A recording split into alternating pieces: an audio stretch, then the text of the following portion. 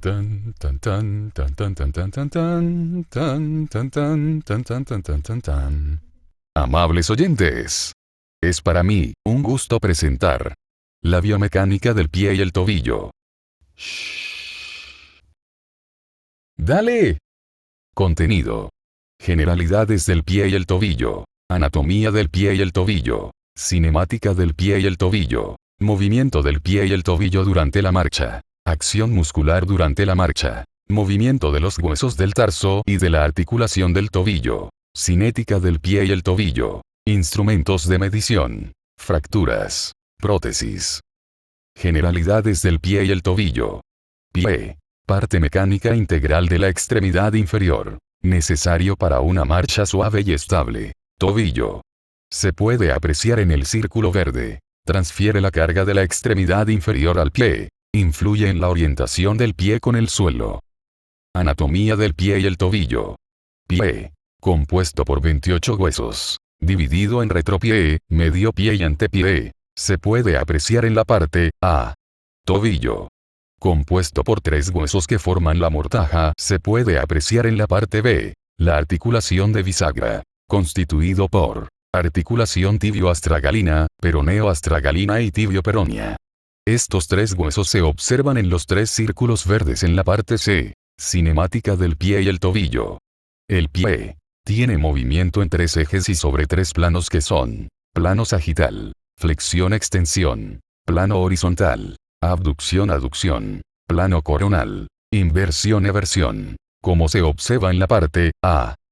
El tobillo, un único eje. Algunos autores describen más ejes articulares, para flexión dorsal y flexión plantar. Se pueden apreciar dichos ejes en la parte B. Movimiento del pie y el tobillo durante la marcha. Ciclo de la marcha visto en el inciso A. Tiene fase portante, fase oscilante y doble apoyo. Rotación interna de toda la extremidad inferior. En la parte B está la descripción de la coordinación del movimiento del tobillo y subastragalino en un modelo de segmentos en bisagras. En la parte C, la rotación externa de la pierna, finalizando la fase portante, depende de la oscilación de la pierna contraria y oblicuidad del corte metatarsiano. La parte D, modelo de viga y por último el modelo tirante en la parte E. Acción muscular durante la marcha. Durante la marcha los músculos que se ponen a trabajar, mientras caminamos son: musculatura pretibial, musculatura de la pantorrilla, músculos intrínsecos, glúteo mayor, músculos isquiotibiales, músculos flexores dorsales y plantares del pie y el tobillo, músculos peroneos, músculos extrínsecos, músculos interóseos. Movimiento de los huesos del tarso y de la articulación del tobillo. Articulaciones del pie y el tobillo mostrados en la parte A. Articulación subastragalina. Articulación tarsiana transversa. Articulaciones intertarsianas. Articulaciones tarso-metatarsianas. Articulaciones interfalángicas. Articulaciones metatarsofalángicas. Articulación tibio-peroneo-astragalina. Movimiento del tobillo en el plano sagital, flexión plantar y dorsal. Los centros de rotación son en los astrágalos de los tobillos normales, pero las posiciones cambian con el movimiento de este. En la figura B, se pueden apreciar. Cinética del pie y el tobillo. El pie. Se puede apreciar las fuerzas pico-verticales en la marcha y en la carrera. La distribución de las cargas en la bipedestación en la parte A. La distribución de las presiones en la parte B. El porcentaje del ciclo de marcha en la parte C. Fuerzas. Vertical, cizalla antero-posterior, cizalla medial y lateral y el torque rotacional.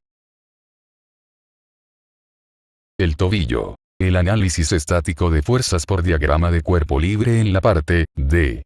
Presenta menores solicitaciones que son inducidas por un área de superficie de carga grande. Estudios dinámicos para determinar las fuerzas compresivas y en cizalla. Instrumentos de medición. El ángulo a medir es el ángulo del talón, en el que se mide la relación entre eje de calcáneo y diáfisis tibial. La regla goniómetro, como se puede apreciar en las imágenes, es usado por los cirujanos ortopédicos para medir el rango de movimiento de las articulaciones.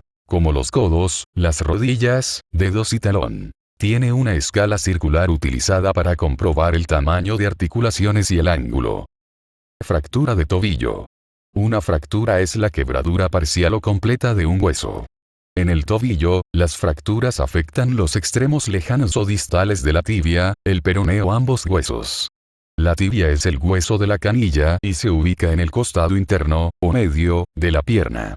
El peroné se ubica en el costado externo, o lateral, de la pierna. Los extremos distales de los huesos de la tibia y el peroné también se conocen como maléolo medial y lateral, respectivamente. Algunas fracturas distales de tibia pueden afectar la parte trasera o posterior del hueso, que también se conocen como fracturas maleolares posteriores. Las fracturas de tobillo pueden variar de lesiones de avulsión menos serias, pedazos pequeños de hueso que fueron sacados, a quebraduras graves dramáticas. Algunas fracturas también pueden implicar lesiones en ligamentos importantes del tobillo que mantienen al tobillo en su posición normal.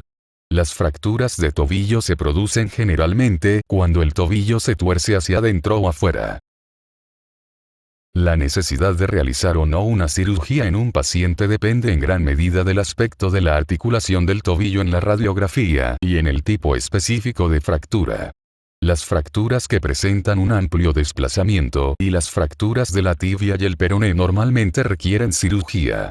Restaurar la alineación del hueso quebrado es fundamental para una recuperación completa, porque si una fractura no se cura de manera adecuada puede desarrollarse artritis de tobillo. La mejor manera de reducir el riesgo de artritis es restaurar el tobillo a la posición normal en la medida de lo posible. El tratamiento quirúrgico se conoce como cirugía de reducción abierta y fijación interna, o CRAFI. Se realiza una incisión externa o lateral en el tobillo si el hueso del peroné está quebrado. Se realiza una incisión interna o media en el tobillo si el hueso de la tibia distal está quebrado. Los huesos lesionados se disponen correctamente a través de estas incisiones y se mantienen en su lugar con placas y tornillos de metal. A medida que el tobillo cicatriza después de la cirugía, se protege la articulación restringiendo las actividades y usando un yeso o una bota ortopédica para fractura. El yeso o la bota deben usarse hasta que la fractura cicatrice completamente, lo que normalmente toma 2 a 3 meses. La prótesis de tobillo. La prótesis en este caso se utiliza para sustituir una articulación que no funciona. La prótesis de tobillo se usa para tratar la degeneración articular de tobillo.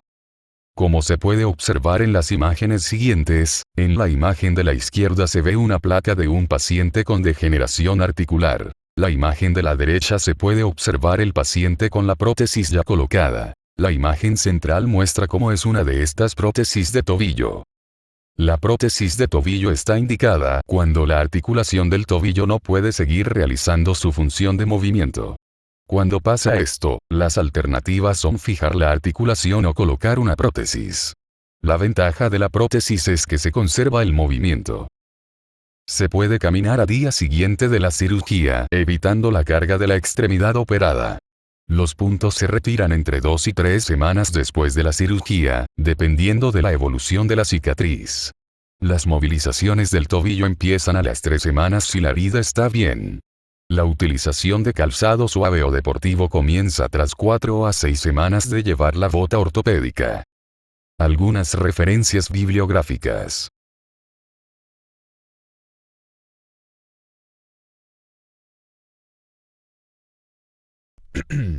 Gracias por la atención.